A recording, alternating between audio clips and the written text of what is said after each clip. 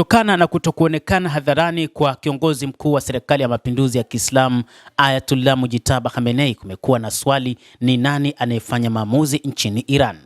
Swali ambalo limekuwa likitawala Tehran tangu kuanza kwa mashambulizi katika mzozo wa sasa wa Iran dhidi ya Marekani na Israel ni kwamba ni nani ambao yupo madarakani baada ya Mujtaba Khamenei, kiongozi aliyerithi nafasi ya Ayatollah Al-Khamenei ambaye hakuonekana kwa muda mrefu hadharani. Kwa macho rasmi jibu liko wazi. Mujtaba Khamenei ndiye aliyechukua nafasi hiyo na ndiye kiongozi mkuu wa serikali ya mapinduzi ya Kiislamu ya Iran. Katika mfumo wa nchi hiyo wa Jamhuri ya Kiislamu ya Iran, nafasi hiyo imeundwa kuwa ya mwisho katika kufanya maamuzi, ikiwemo kuhusu mambo ya kivita, amani na mwelekeo wa kimkakati wa serikali. Lakini kwa vitendo, hali halisi inaonekana kuwa tata zaidi. Rais wa Marekani Donald Trump anaamini uongozi wa Iran umevunjika vipande vipande, na anasema Marekani inasubiri Tehran kuwasilisha pendekezo lenye umoja, kwa maana viongozi wakae pamoja na kujadiliana na kukubaliana juu ya pendekezo lao la nini cha kufanya. Umoja huo ulionekana kuwa muhimu kwa viongozi wa Iran walipotuma ujumbe kwa wananchi kupitia simu zao wakisema hakuna tena mgawanyiko wenye misimamo mikali au ya wastani, kuna taifa moja na njia moja, walisema viongozi wa Iran, akiwemo Rais wa Iran Masoud Pezeshkian, lakini pia spika wa bunge la Iran Mohammad Bagher Kalibaf na hata sehemu ya jeshi la IRGC.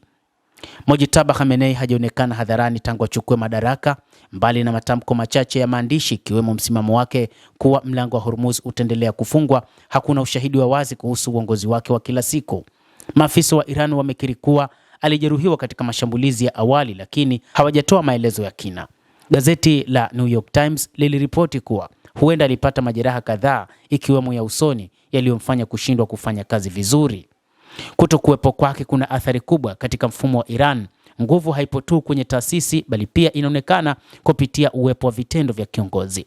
Baba yake marehemu Ayatollah Al-Khamenei alikuwa akitoa mwelekeo kupitia hotuba, mikutano iliyopangwa na wapatanishi kati ya makundi tofauti.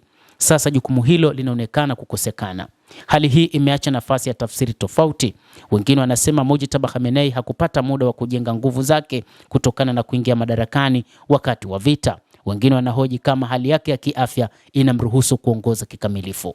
Kwa sasa inaonekana maamuzi yanachukuliwa kwa upana zaidi ama kwa kugawanyika zaidi kuliko hapo awali.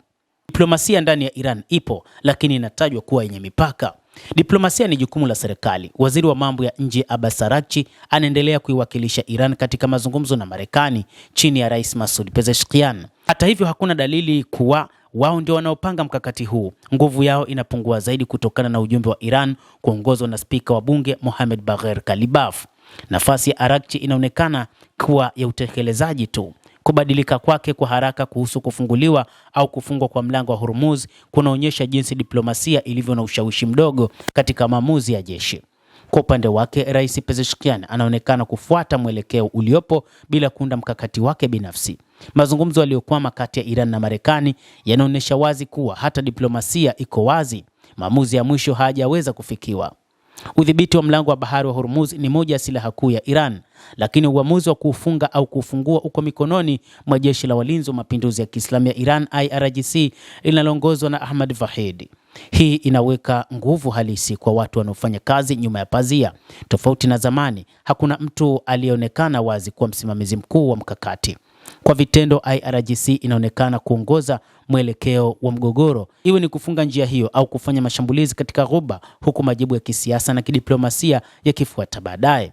Hii haimaanishi mfumo umevunjika, lakini inaonyesha kuwa jeshi limeongeza uhuru wake katika kufanya maamuzi. Kalibaf ameibuka katika ombwe la uongozi wakati huu. Mohammad Bagher Kalibaf, ambaye ni spika wa bunge la Iran lakini pia aliyewahi kuwa kamanda wa IRGC, ameibuka kama mmoja wa watu wenye ushawishi mkubwa kwa sasa. Amehusika kuratibu mazungumzo, kuzungumza na umma na kutoa maelezo ya hali ya vita kwa mtazamo na uhalisia zaidi kuliko ule wa kisiasa au kiitikadi. Hata hivyo, msimamo wake ni hatari kisiasa. Anasema anatekeleza matakwa ya Khamenei, lakini hakuna ushahidi wa wazi wa mawasiliano ya moja kwa moja kati yao. Katika mfumo unaotegemea ishara kutoka juu, hali hii ya kutokuwa na uwazi ina maana kubwa. Kwa ujumla, mabadiliko haya yanaonyesha mfumo unaoendelea kufanya kazi, lakini bila uratibu ulio wazi na unaoeleweka. Kiongozi mkuu yupo lakini haonekani, rais yupo lakini haongozi kikamilifu, diplomasia ipo lakini haina maamuzi ya mwisho. Endelea kutufuatilia mtazamaji, lakini usisahau kulike, usisahau kucomment, kadhalika usisahau kusubscribe channel yetu hii upate habari hizi kwa mapana kupitia The World News. Naitwa Adamu Hussein, endelea kuwa nasi wakati wote, endelea